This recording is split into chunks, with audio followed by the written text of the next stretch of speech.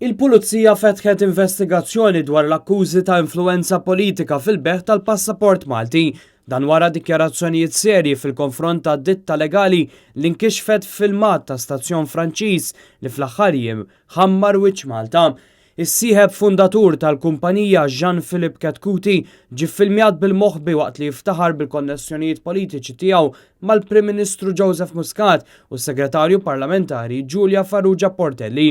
Skont il-Gazzetta Malta Today, il-Pulizija issa talbet bosta files tal-klijenti kollha li Katkuti Kawki kien ippreżenta lill-Aġenzija Maltija bħala applikanti għal passaport Malti.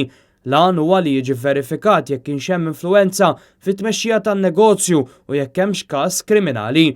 Fl-aħħar jiem il-Kamra tal-Avukati referiet l-allegat ksur ta' kondotta tal-kumpanija lill-Kummissjoni għall-Amministrazzjoni tal-Ġustizzja biex tinvestiga allegati ksur tal-Kodiċi ta' Kondotta.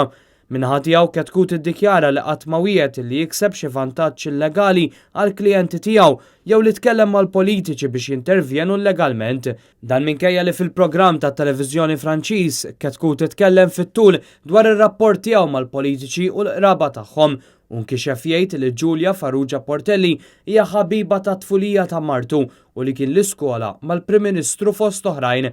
Dan apparti l-istazzjoni ieħor kien kixef kif dawk li qed jixtru l-passaport mhux vera qed jgħixu f'Malta kif inhi waħda mill-kundizzjonijiet.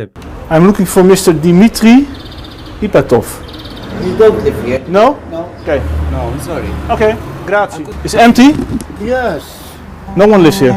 No. Is anyone living there at number 3? I actually never saw anyone come in and out of that one. So it's an empty house. No one lives there.